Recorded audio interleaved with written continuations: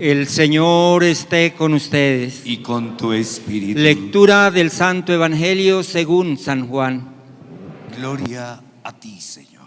En aquel tiempo dijo Jesús: en verdad les digo, el que no entra por la puerta en el aprisco de las ovejas, sino que salta por otra parte, ese es un ladrón y bandido. Pero el que entra por la puerta es pastor de las ovejas. A éste le abre el guarda y las ovejas atienden a su voz. Y él va llamando por el nombre a sus ovejas y las saca. Cuando ha sacado todas las suyas, camina delante de ellas, y las ovejas lo siguen, porque conocen su voz. A un extraño no lo seguirán, sino que huirán de él, porque no conocen la voz de los extraños. Jesús les puso esta comparación, pero ellos no entendieron de qué les hablaba. Por eso añadió Jesús: en verdad les digo, yo soy la puerta de las ovejas. Todos los que han venido antes de mí son ladrones y bandidos, pero las ovejas no los han escuchado. Yo soy la puerta, quien entre por mí se salvará, y podrá entrar y salir y encontrará pastos. El ladrón no entra sino para robar y matar y hacer estragos. Yo he venido para que tengan vida y la tengan en abundancia. Palabra del Señor.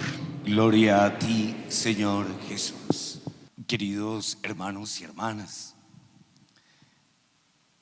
pienso siempre que la palabra de Dios es una palabra tan sabia, tan oportuna, y es una palabra que siempre tiene para nosotros el mensaje que nosotros necesitamos o lo que nosotros estamos esperando. Y esa es la sabiduría de la palabra de Dios. Por eso es que la palabra de Dios no hay que forzarla. O sea, nosotros no tenemos que hacerle decir a la palabra lo que nosotros estamos pensando, lo que nosotros creemos. No, la palabra de Dios tiene su sabiduría propia.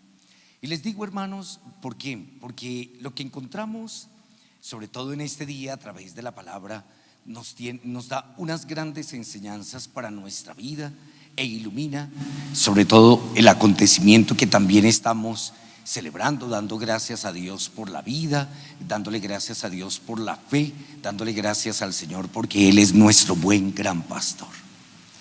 Y quiero decirles lo siguiente: voy a tomar dos elementos de la palabra, uno de la primera lectura y el otro del Evangelio. Cuando escuchábamos en la primera lectura, Pedro recibe unas revelaciones a través de los sueños, pero recibe unas revelaciones de parte de Dios.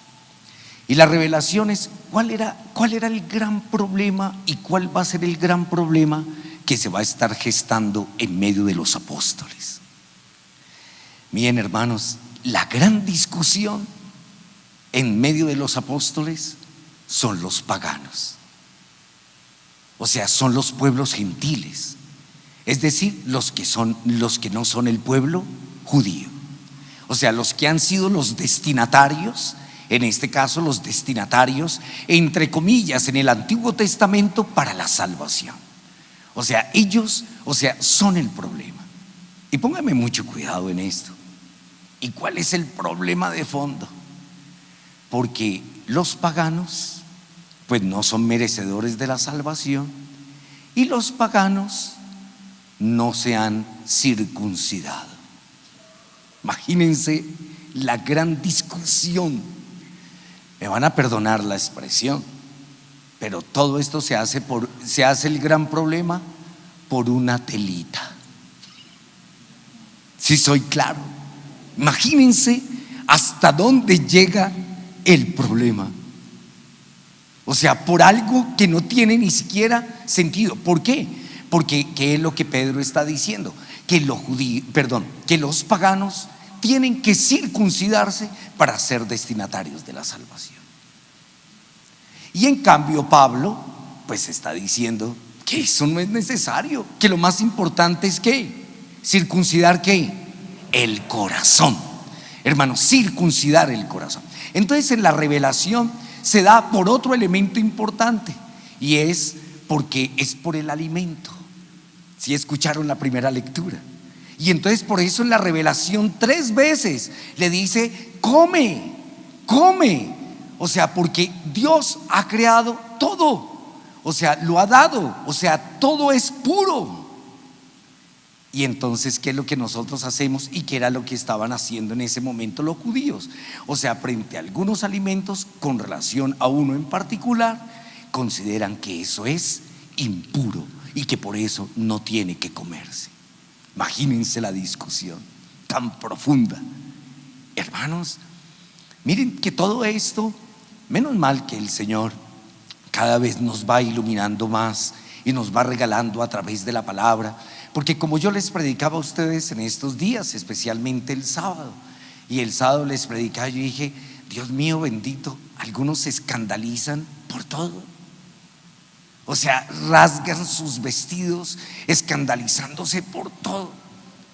¿Y qué es lo que pasa? O sea, son mentalidades y conciencias completamente puritanas. Y el Señor no quiere esas conciencias puritanas. El Señor no nos quiere tampoco ni lapsos en nuestra conciencia. No, el Señor quiere que tengamos un equilibrio en el corazón y en la vida. Y hermanos, si en el corazón y en la vida es saber que el Señor nos ama, que el Señor nos da su salvación, que el Señor nos lo entrega absolutamente todo porque nos ama, porque Él es el buen pastor, porque quiere que nosotros tengamos vida, porque quiere que nosotros seamos conducidos por el camino del bien, porque Él quiere lo mejor para nosotros. Por eso nos alimenta, nos sostiene, nos guía, nos ilumina, nos fortalece, nos empuja en muchos momentos en nuestra vida. Eso hace propiamente el Señor. Y por eso, hermanos, miren que hoy vamos a encontrar en esa primera lectura, en esa misma lectura, la conversión de ¿quién? De Cornelio, y detrás de Cornelio toda su familia. Entonces, hermanos, yo creo que el Señor cada día nos ofrece a través de la palabra esto. La palabra de Dios es liberadora, hermanos. La palabra de Dios para nosotros es libertad. Nuestra fe nuestra fe en la persona de Jesús es libertad. Esa es la fe, eso es lo que tenemos nosotros en la persona de Jesucristo. Entonces tenemos que dejar tanto puritanismo. O sea, tenemos que dejar eso que concentramos en nuestra fe y en nuestra experiencia de Dios, y en nuestra experiencia de Dios que realmente no nos lleva a ningún lado, hermanos, que peleamos o que de alguna manera discutimos por un conjunto de normas, porque nos hemos convertido en grandes fariseos, y las normas que ya están y que se han inventado ellos, nosotros seguimos inventándonos muchas más, hermanos, esclavizando a los demás, cuando el Señor lo que nos ha dado a nosotros es la libertad. ¿Qué nos ha dado el Señor? La libertad. La libertad. Ahí viene, ese es mi primer elemento. Y el segundo elemento está también en la palabra, en el Evangelio. Ayer ¿qué era lo que estábamos celebrando? El día del buen pastor. Y yo les predicaba en el día de ayer que todos somos pastores, ¿cierto? Y que todos somos pastores. Y les explicaba qué era lo que hacía el pastor. El pastor que le hablaba a las ovejas, porque las ovejas escuchaban su voz. Que cada oveja, y les contaba en la Eucaristía, en la primera Eucaristía les contaba, trayendo a colación y haciendo referencia del diácono José Jacinto, que él es de Boyacá, ¿cierto? Usted es de Boyacá, ¿cierto? Que orgullosamente, su merced. Entonces que es de Boyacá. Y cuando preparábamos la homilía, aquí están los padres que son testigos, el jueves pasado cuando la preparábamos, José Jacinto nos contaba de la experiencia, porque él en su casa tenía ovejas, tenían 100 ovejas, como en el Evangelio. Y José Jacinto era el que pastoreaba, el que cuidaba las ovejas, y cada una tenía nombre. Cada una tenía nombre, y realmente las ovejas distinguían de verdad la voz. O sea, nosotros, porque estamos en en esta mole de concreto, que nosotros no entendemos eso, pero Él nos compartía, eso sí es cierto, o sea, lo que el Señor dice a través del Evangelio, sí es cierto, que Él llama a cada una de las ovejas por su nombre y las ovejas distinguen la voz del pastor. Otras voces no las distinguen. Y entonces yo les predicaba por eso en el día de ayer. ¿Qué hacía el pastor? El pastor le hablaba a las ovejas, las llamaba a cada una por su nombre.